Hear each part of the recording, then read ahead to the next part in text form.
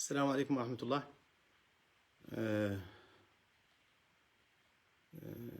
Avant le takhir, désolé pour le retard de 5 minutes à cause d'un problème technique de Facebook que je n'ai pas compris. Donc je vais attendre quelques minutes pour commencer cette intervention, qui va être faite en langue française. Donc je commence dans quelques minutes, Inch'Allah. Merci à tous ceux qui ont eu le temps de se connecter et qui sont intéressés par ces sujets. Alaykoum salam wa rahmatullah. Marhaba bikoum. Avant le ta'akhur, désolé pour le retard, dû à un problème technique sur Facebook que je n'ai pas compris. Bonsoir, Zainabou Haïdi wa khirt. Bonsoir, Hasni Mannan, Mohamed Amin Gawad, marhaba. Ahmed Val Mukhtar, wa alaykoum salam wa rahmatullah. Ahmed Val Mukhtar. Quelques minutes, je rentre dans le vif du sujet. Je vais tâcher à ne pas être long, Inch'Allah.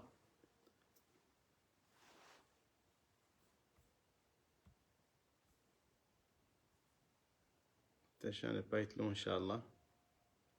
Merci à tous. Bienvenue à tous. Bismillah, wa salatu wa salam ala Sayyidina Rasulillah, ala alihi wa sahbihi. Cette intervention de ce premier direct de ce soir va être faite en langue française pour des raisons évidentes, parce qu'il y a un écrit que j'ai appelé Manifeste du salut national ou de renaissance nationale, c'est une autre traduction approximative, que j'ai pu publier en arabe et en français, et que j'ai pu déjà expliquer en arabe. Donc pour nos compatriotes qui ne sont pas à l'aise en arabe ou qui sont plus à l'aise en français, si vous voulez, donc c'est mieux que de leur expliquer aussi en langue française pour donner à tout le monde la possibilité de pouvoir les critiquer, pour les soumettre à l'appréciation de tous, Inch'Allah. Voilà.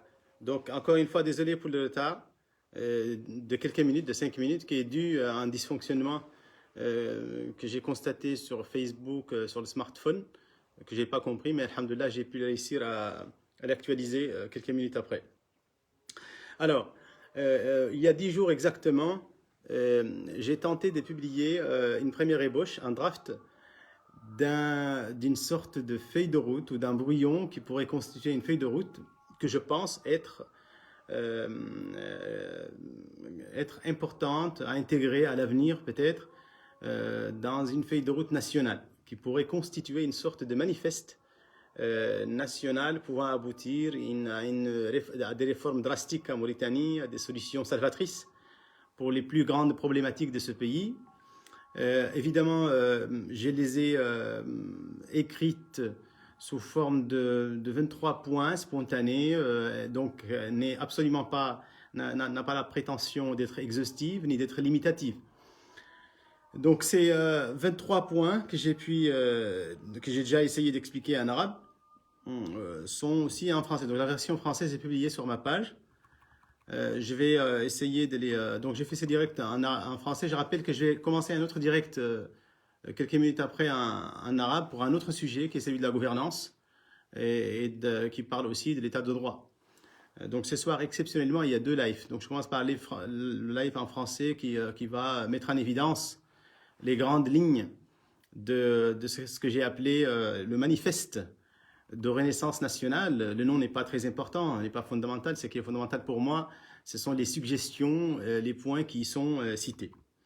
Alors, avant de commencer, je fais un rappel très trivial, qui est celui de rappeler que la Mauritanie est indépendante officiellement depuis 60 ans et que justement, à cette date butoir ou après 6 décennies d'une existence étatique en Mauritanie, il n'est pas déconseillé d'essayer d'avoir un certain nombre de réflexions rétrospectives et aussi prospectives.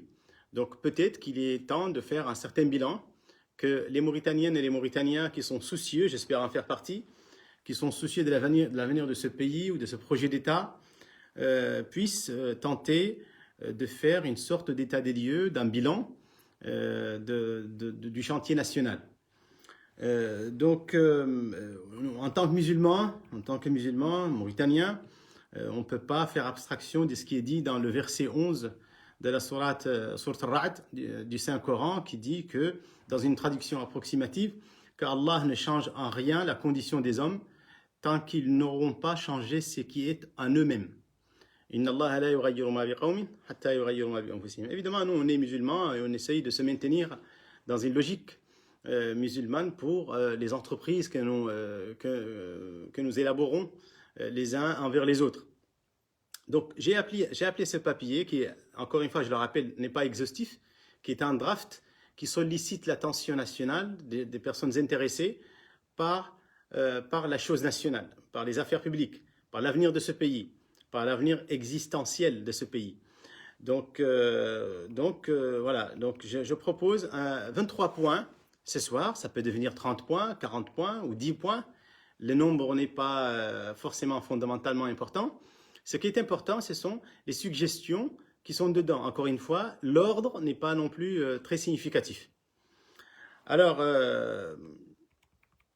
je propose en premier que le reste du mandat présidentiel du président de la République, M. Mohamed El-Cheikh Al-Ghazouani, soit considéré comme une période transitoire.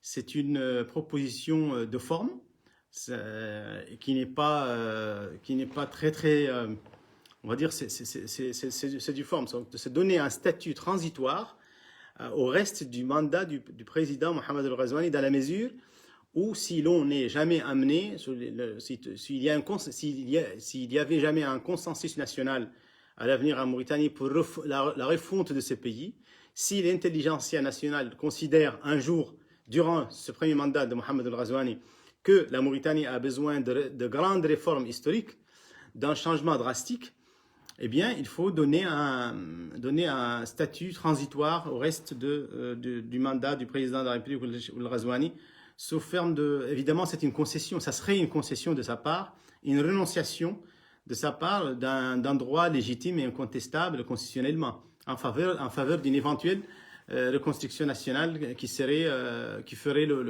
l'unanimité ou la majorité des opinions nationales.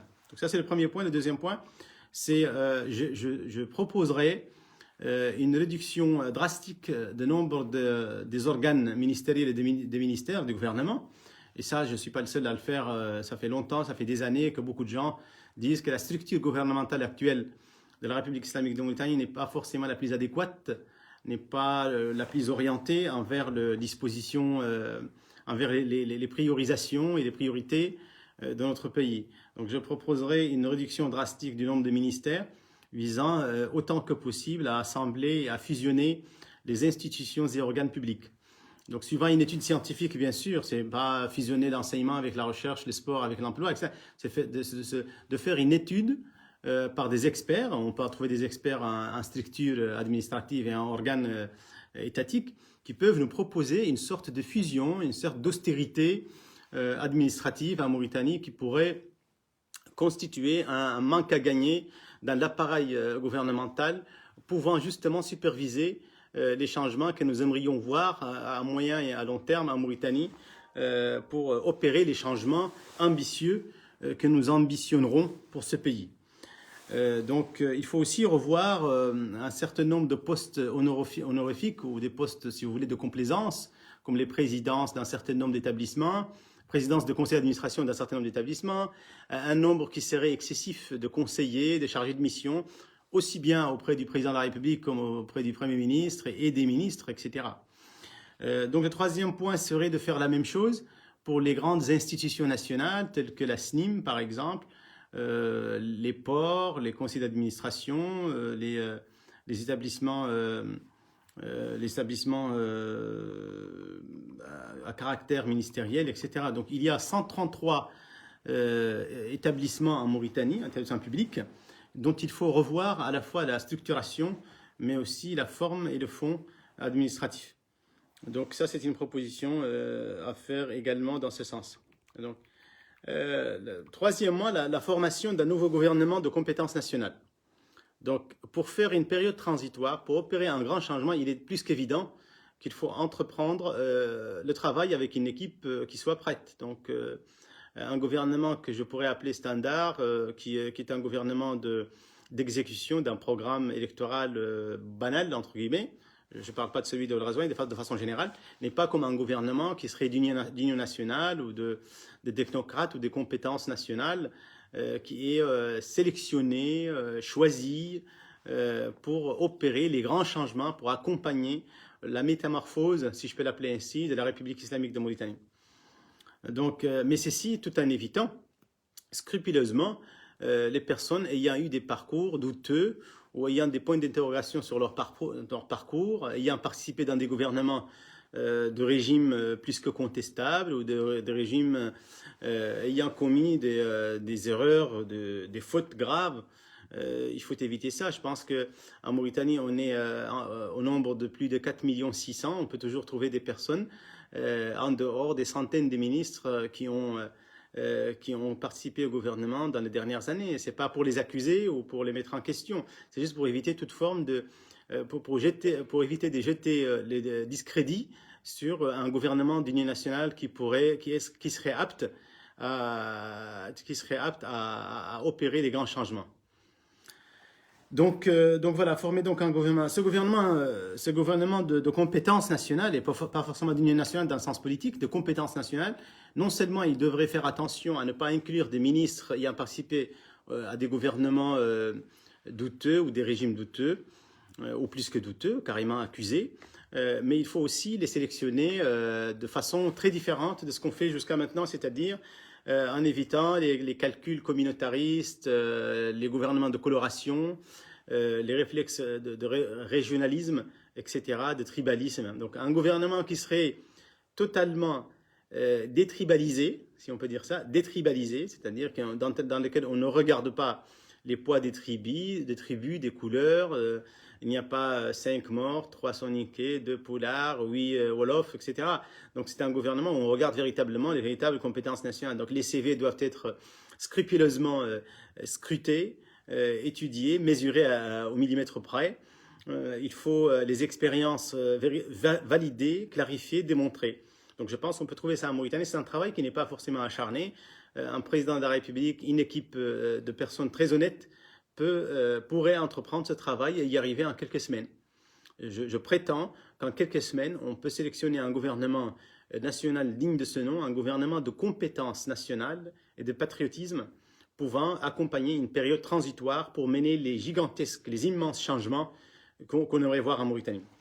Le quatrième point, c'est, je l'ai déjà dit, ça suit le deuxième point, c'est appliquer le principe de transparence, de restructuration administrative et de nommer des personnes suivant des CV et les CV contenant les parcours éducatifs et d'instruction, mais aussi de compétences, avec des critères qui ne sont pas les critères qu'on a actuellement en Mauritanie, les critères officieux ou officiels, c'est-à-dire véritablement de compétences comme la SNIM, la Banque centrale, le commissariat à la sécurité alimentaire, l'agence TAZUR, Sonimex, Sûreté nationale, impôts, Cour des comptes, douane, commission de droits de l'homme, mécanisme anti-torture, toutes les autorités de régulation, agence nationale, Mauritanian Airlines, aviation civile, ATTM, zone franche, les ports, les conseils d'administration, les secrétariats généraux des ministères, etc., etc. Nous avons en tout 133 établissements publics en Mauritanie dont il faut sélectionner minutieusement les dirigeants, les administrateurs, de façon à regarder les CV validés et vérifiés. Ça, si on veut faire un travail, un très grand travail de nettoyage, de toilettage des institutions de la République islamique de Mauritanie telle qu'elle est aujourd'hui, pour mener les grands changements que je vais étaler dans les points suivants. Je pense que c'est un préalable nécessaire à l'aboutissement d'une feuille de route sérieuse en Mauritanie, si jamais on est amené à en avoir une. Donc, le cinquième point, c'est d'opérer un changement constitutionnel rapide. La constitution mauritanienne est issue, tout le monde le sait, d'un copier-coller de la constitution relative à la 5e République française, ce qu'on appelle la 5e République française, dont on a fait un copier-coller plus ou moins drôle, je vais dire, parce que bon, il a été tripoté un petit peu plusieurs fois, mais il faut dire qu'on peut effectivement le retoucher de façon plus drastique, plus profonde, afin d'aboutir à une constitution, et ça j'en ai déjà parlé dans d'autres lives en arabe et en français. On peut tout simplement faire une constitution, entre guillemets, cousue sur le corps mauritanien, sur les réalités mauritaniennes, sur les cultures mauritaniennes, sur les compositions culturelles et ethniques en Mauritanie, sur les réalités, l'avenir, le passé, les objectifs majeurs, les manquements, les besoins, etc., etc., etc. Donc je pense qu'une révision profonde qui pourrait aboutir à une troisième république en Mauritanie serait nécessaire, et avec des mécanismes d'organisation et de larges dialogues de consensus national, on peut y aboutir en quelques semaines. Sixièmement, dissoudre le Conseil supérieur de la magistrature. Dissoudre tout simplement le Conseil supérieur de la magistrature et renommer ses membres aussi, encore une fois, via une étude approfondie de leur CV, de leur expérience validée, de leur honnêteté incontestable, de leur comportement irréprochable durant leur carrière, etc., etc.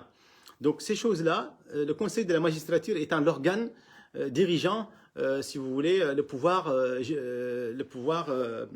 magistral ou judiciaire en Mauritanie. Donc, si on ne fait pas son toilettage aussi, on ne peut pas aboutir à un grand changement profond en Mauritanie tel que je le conçois. Je rappelle ici que ces idées-là ont été discutées à plusieurs reprises dans d'autres occasions, que ce soit un échange avec les cadres, les responsables, les fondateurs, les dirigeants du projet En avant la Mauritanie ou dans d'autres circonstances. J'avais fait d'autres publications et d'autres lives à ces sujets-là. Donc, je reste tout de même, je rappelle à tout le monde que ici, ces 23 points dont j'ai déjà cité 6 sont des points assez simplistes. Donc, c'est fait exprès, c'est une sorte de vulgarisation de ces points-là. Donc, dissoudre, le point 6, c'était dissoudre le Conseil supérieur de la magistrature et le faire sur de très très bonnes bases, sans aucune complaisance, en sélectionnant, en choisissant les meilleurs et les meilleurs. Abstraction faite de tout clivage ethnique, de couleur, culturelle, régionaliste, tribaliste, etc., etc. Dispenser le président de la République de sa présidence, ça c'est une réclamation qui existe chez beaucoup de gens, que beaucoup de gens la réclament depuis quelques constitutionnalistes et même des personnes normales comme moi, qui sont même presque profanes.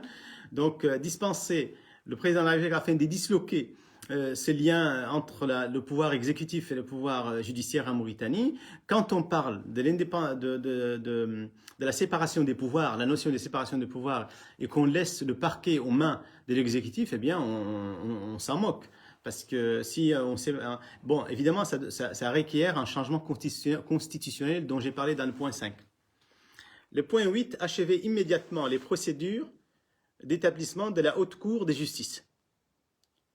Ça, c'est le 8e point, mais j'ai oublié de citer le 7e point, qui est tout simplement terminer les enquêtes qui sont en cours sur la dernière décennie. C'est-à-dire transmettre immédiatement ce qui a été obtenu comme résultat d'enquêtes relatives aux éventuelles malversations de la dernière décennie. Donc, émanant donc du rapport de la commission parlementaire. Terminer, clôturer ce qui peut l'être le plus rapidement possible. En tout cas, c'est un dossier qui pose problème actuellement en Mauritanie, sur lequel il y a pas mal de points d'interrogation. Il suscite pas mal de questionnements et d'interrogations. Sans le clôturer, sans le clore, de la meilleure façon, on ne peut pas s'en sortir, on ne peut pas imaginer autre chose. Donc, ça pose un problème. Le point 8, donc, j'ai dit qu'il faut établir, puisque c'est en cours déjà, la Haute Cour de justice qui est en cours d'établissement, qui est une cour constitutionnelle. 9e point, achever immédiatement l'enquête en cours relative au détournement lié à la Banque centrale. Il y a un procès en cours au niveau de la Banque centrale. Il y a eu détournement de fonds apparemment, manifestement. Donc, clôturer également ce dossier correctement en faisant justice, tout simplement. Donc, le laisser traîner, c'est plus que douteux. 10e point, annoncer une série de procédures et des mesures strictes et décisives faisant suite au récent rapport de la Cour des comptes. Et vous savez que chaque année, il y a un rapport qui est remis au président de la République par la Cour des comptes. Le rapport de l'année dernière n'a eu aucune incidence. Donc, si la Cour des comptes n'a plus d'incidence, c'est une institution constitutionnelle, comme vous le savez. Donc, si ces rapports n'ont aucune incidence, d'autant qu'ils ont mentionné clairement des dysfonctionnements, des détournements, des vrais problèmes de gestion, eh bien, s'il n'y a pas d'impact, on a là un problème national à résoudre. Donc, si on ne prend pas des mesures, si l'exécutif en Mauritanie n'annonce pas sa position par rapport au contenu des rapports de la Cour des comptes, on est dans un vrai problème et on ne peut pas passer vers un changement profond, positif pour ce pays. 11e point, dissoudre l'Assemblée nationale actuelle. Avec tout le respect qu'on doit aux députés, ou à un certain nombre de députés qui sont très bien dans l'Assemblée actuelle, nous pensons que, enfin je pense, mais nous pensons avec mes amis du projet En avant la Mauritanie, que le Parlement actuel a été construit globalement sur des bases plus que douteuses, négatives même, je dirais. Donc c'est un Parlement, vous savez, qui tout simplement fait remonter les subdivisions, les clivages traditionnels, anticonstitutionnels des fois, parce que c'est tribaliste, c'est ethnique, c'est maraboutique, etc., etc. Donc beaucoup de gens sont élus sans un niveau suffisant pour exercer la députation, pour prendre la parole à la place des citoyens, pour défendre. Donc vous savez que le parlementaire a deux rôles essentiels. Le premier étant celui de pouvoir proposer, si possible, des lois bonnes pour le pays, donc légiférer. Donc c'est un pouvoir législatif. Si le député ne propose pas de loi ou de légiférer pour le bien du citoyen mauritanien, qu'il puisse au moins avoir un œil scientifique, qu'il puisse regarder, consulter, critiquer les textes qui lui ont soumis. Nous pensons sérieusement que la majorité des députés qui siègent actuellement à la Chambre actuelle, et qui s'est retrouvée d'ailleurs comme chambre unique après le dernier changement constitutionnel, on a un problème parce que cette Chambre, elle est unique aujourd'hui, elle est toute seule, donc elle fait le rôle du Parlement et de l'Assemblée nationale. Donc elle a récupéré le rôle à peu près, elle a récupéré à peu près tout le rôle du Sénat qui a été dissous dans la dernière Assemblée nationale, qui a été plutôt aboli. Donc ça pose un problème. Nous pensons que le Parlement actuel n'est pas prêt à jouer le rôle qui est le sien et qui est précisément celui auquel aspirent les Mauritaniens. Donc il nous faut, dans la nouvelle constitution, après avoir dissous l'Assemblée nationale actuelle, proposer des conditions qui permettent aux Mauritaniens de faire élire des députés à l'Assemblée nationale qui sont capables de jouer ce rôle-là, qui est celui de légiférer ou de pouvoir discuter une loi, et deuxièmement, de pouvoir faire le contrôle du travail gouvernemental. Donc je pense qu'une personne qui ne peut pas contrôler, qui ne peut pas comprendre le travail gouvernemental, le fonctionnement interministériel, les fins fonds de ce qui se passe dans le gouvernement, le travail gouvernemental, une personne qui n'a pas un minimum de connaissances sur le travail gouvernemental, à la fois et aussi une personne qui est capable de légiférer, de prendre part dans la discussion sur les lois, sur la réglementation, n'a pas sa place au Parlement. Elle a beau être belle et intelligente, ça ne sert strictement à rien, c'est négatif, c'est une personne qui va siéger au Parlement pendant 5 ans et dont le rôle va être automatiquement nocif et négatif pour le pays. Donc nous proposons l'introduction, que ce soit dans la Constitution ou dans la loi, dans une loi applicative, nous proposons l'introduction de nouveaux critères d'éligibilité. Donc qu'un député puisse être élu dans le Parlement mauritanien, ce député-là, il doit être muni d'un minimum de niveau d'instruction ou d'un diplôme lui permettant, c'est une discussion très simple avec les responsables de ressources humaines ou les experts en la matière, on peut établir un niveau minimal permettant filtrant le Parlement, ne pas laisser une personne qui est incapable d'exercer le travail parlementaire rentrer au Parlement, c'est tout simplement ça. Donc il faut introduire dans la Constitution, dans la loi applicative, un certain nombre de règles permettant de filtrer un minimum, un premier filtre, pour donner la chance aux Mauritaniens qui en ont capable de pouvoir légiférer pour les Mauritaniens et de pouvoir faire le contrôle gouvernemental. Donc ça, c'est le point 11. Alors, on arrive au 12e point qui est un petit peu controversé, dont j'ai eu déjà quelques retours.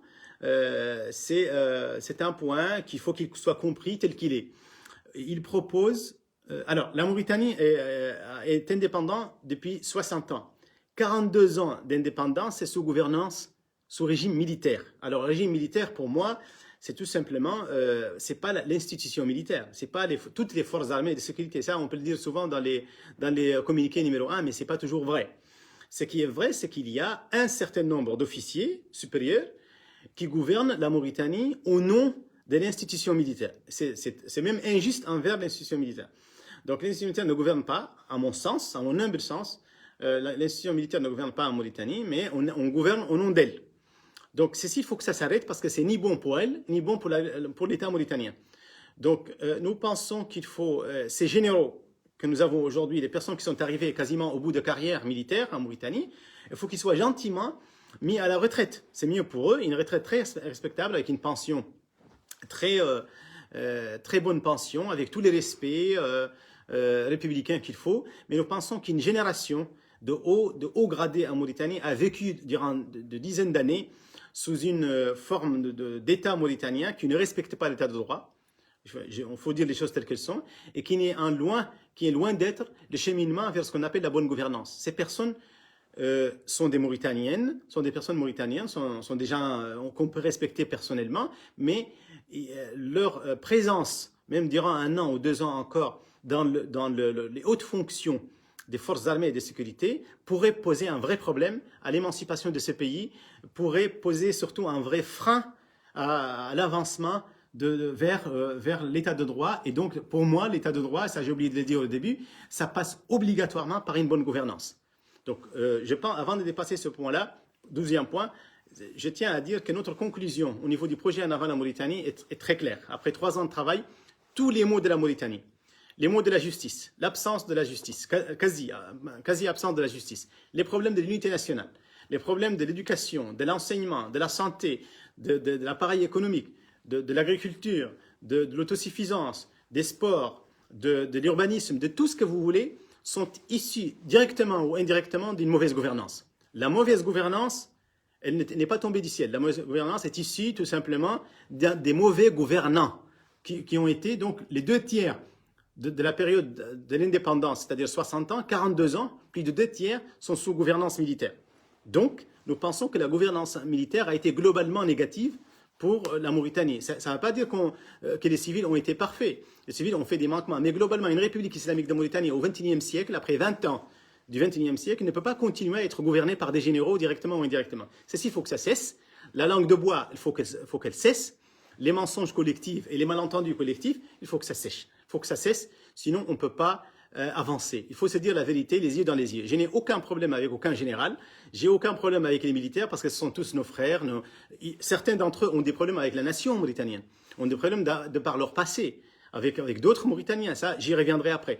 Mais personnellement, je n'ai pas un problème particulier. Donc ce n'est pas le problème avec l'institution militaire mauritanienne, ce n'est pas le problème avec les institutions de défense ou de sécurité. C'est un problème de quelques personnes qui ont vécu pendant des dizaines d'années sous une très très mauvaise gouvernance qu'ils ont établie eux-mêmes des fois et qui l'ont fait perdurer sur ces pays. Ils ont écrasé l'appareil de l'État, ils ont clochardisé les postes ministériels, ils ont détruit les fonctionnements administratifs, ils ont fait effondrer l'enseignement supérieur, l'enseignement fondamental, ils ont détruit l'appareil éducatif, la batterie des valeurs, etc., etc. C'est pas un ton accusateur contre une personne ou deux, mais je pense qu'on comprend ce que je veux dire, mais c'est une franchise qu'il nous faut pour débattre. Donc c'est un point, ce 12e point, je voulais qu'il soit... Alors les hauts gradés qui ne sont que quelques dizaines seront immédiatement remplacés par leurs subalternes immédiats en termes de grade, parce que l'armée mauritanienne, elle peut aller jusqu'à 30 000 soldats, 30 000 officiers et officiers supérieurs, comme aussi les forces de sécurité. Je pense qu'il n'y a aucun problème de mettre gentiment, respectueusement en retraite quelques dizaines de personnes qui ont vécu durant une période très spéciale de gouvernance militaire, qui est loin de la bonne gouvernance et qui est encore plus loin de l'état de droit.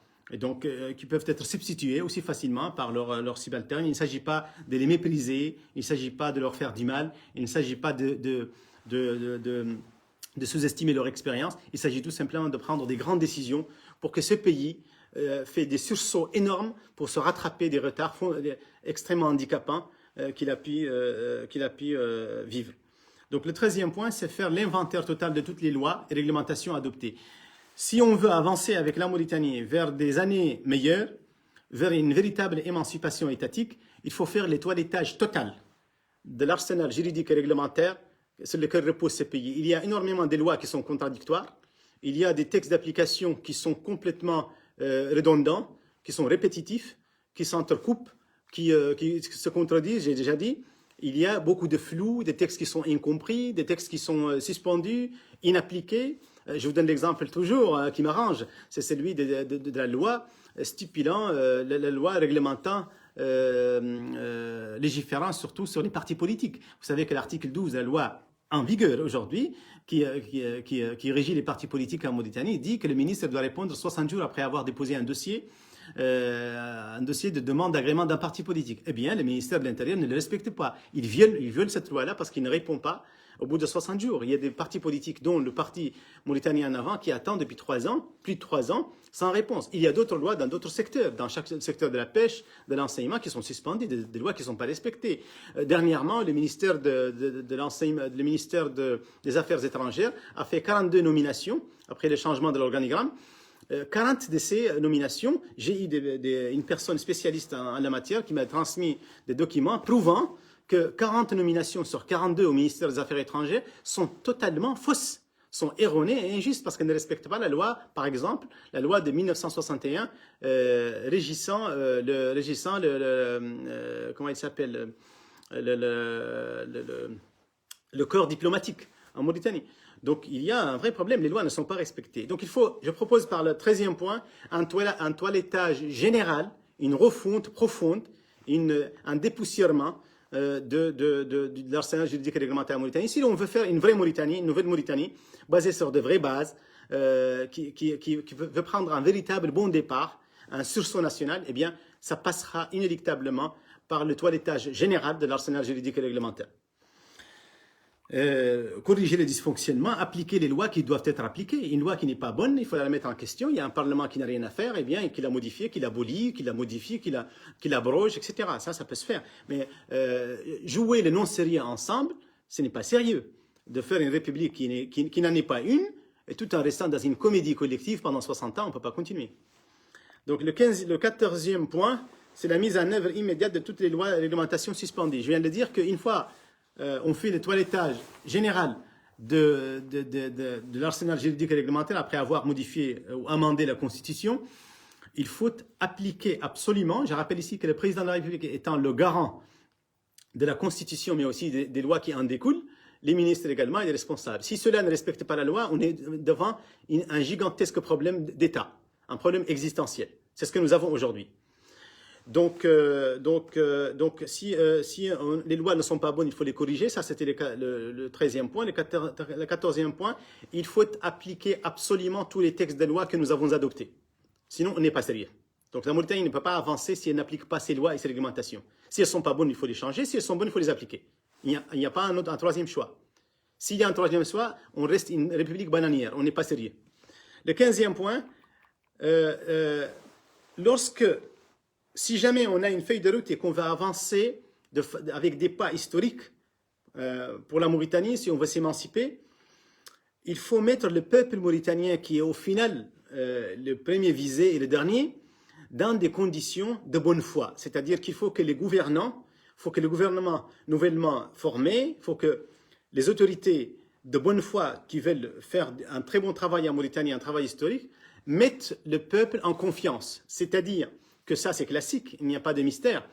Il faut tout simplement faire des réformes immédiates qui sont extrêmement efficaces, qui touchent directement la majorité écrasante de la population. C'est-à-dire qu'il faut entreprendre une baisse immédiate et significative des prix des matières et des services de nécessité première, ce qu'on appelle les matières de première nécessité, c'est-à-dire électricité, carburant, céréales, viande, produits laitiers, huile de cuisine, légumes, fruits. Ça, tout le monde le sait. Et tout le monde le fait des fois de façon très partielle ou très partielle. Mais nous, on veut que ça soit fait de façon drastique, de façon très généralisée, que tous les citoyens mauritaniens, de N'Am jusqu'au Rosso, de Rosso jusqu'à Zouarat, de Zouarat jusqu'à Kayhedi, jusqu'à Guidimara, etc., que tout le monde sente qu'il y a une linéarisation de bonne foi qui a été faite pour tous les citoyens mauritaniens d'un coup.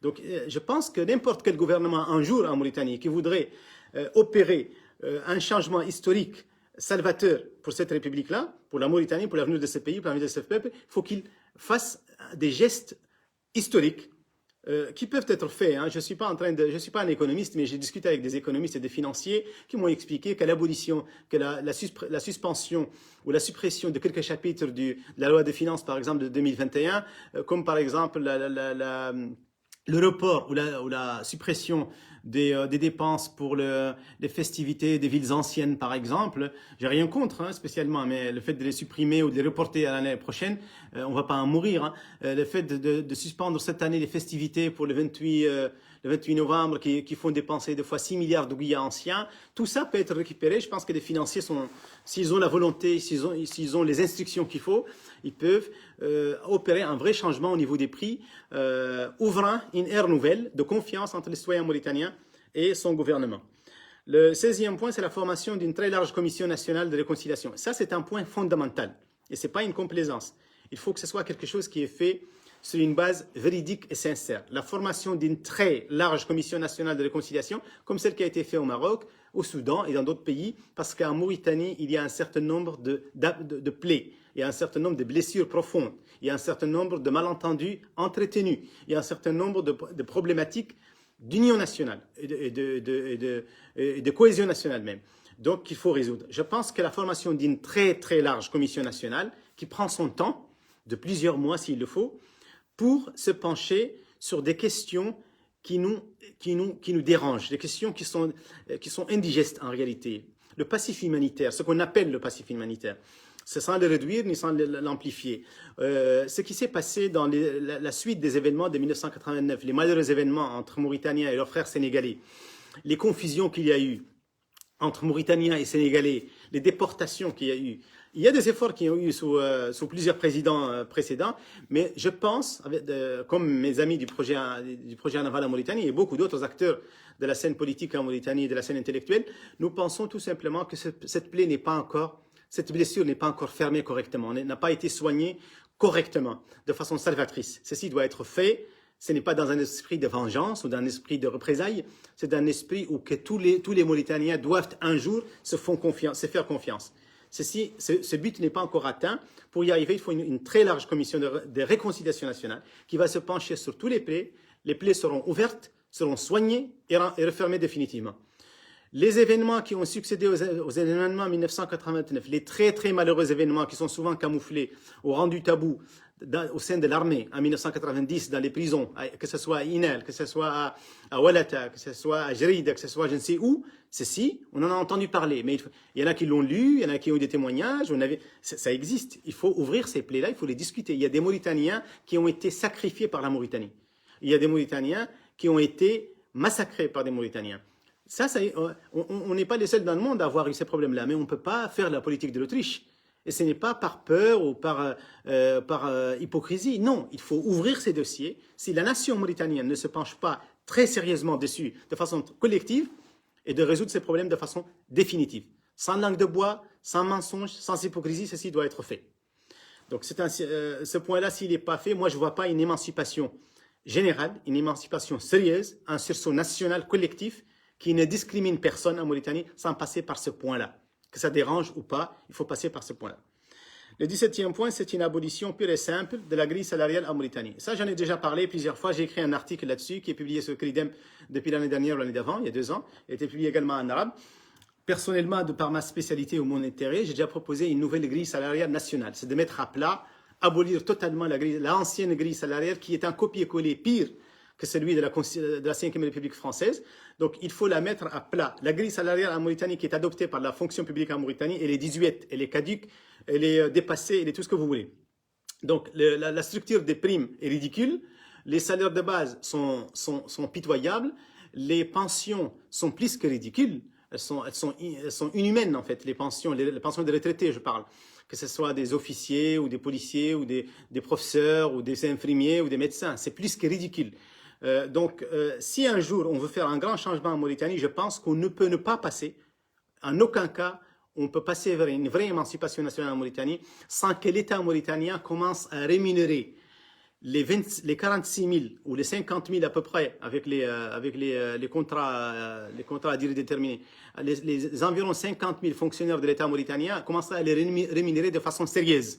Je ne vais même pas dire correcte, c'est de façon sérieuse. Lorsque vous donnez à un policier 50 000 ouguiyas, vous lui dites de ne pas faire de la corruption, vous plaisantez. Lorsque vous dites à un instituteur qui touche 69 000 ouguiyas d'aller en cours à 8 heures tous les jours, de payer le taxi de sa poche de payer l'électricité et d'élever ses enfants, vous plaisantez. Lorsque vous dites à un professeur d'université d'aller enseigner avec ce qu'il a, vous plaisantez également. Lorsque vous recrutez un médecin généraliste, vous lui donnez 31 000 oubliés anciens pendant sa période de stage, vous vous ridiculisez, etc., etc. Donc lorsqu'il y a pour environ 5 000 Mauritaniens, il y a un seul médecin généraliste, vous vous moquez de vous-même. Donc, etc. Donc, il faut absolument mettre à plat la grille salariale en Mauritanie. Et je pense sérieusement, et sans être un amateur, parce qu'on peut se pencher sur la question, ce n'est pas le sujet aujourd'hui, mais je pense qu'on peut doubler les chapitres relatifs au salaire en Mauritanie. La fonction publique, on peut arriver à 400 milliards d'oublias dans quelques années si on fait un travail sérieux de financiers et d'économistes au lieu de 180 milliards oubliés anciens. Qui sont peut-être à peu près les chapitres relatifs au salaire. Il y aura une augmentation cette année, ce mois-là, j'espère. Mais ce n'est pas suffisant. Les salaires en Mauritanie ne sont pas sérieux. Point à la ligne.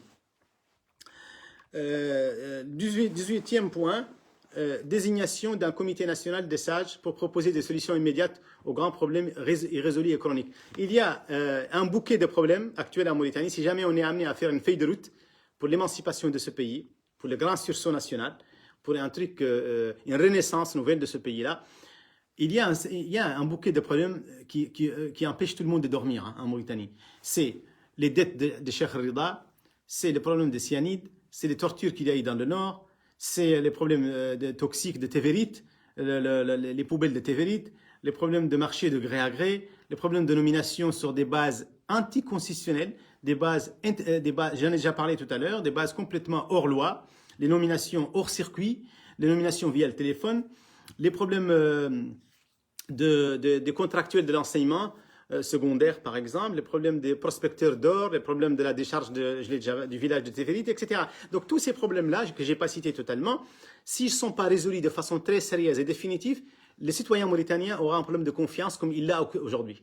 Donc je pense qu'une solution nationale, une feuille de route globale, si elle ne passe pas par ce point-là, encore une fois,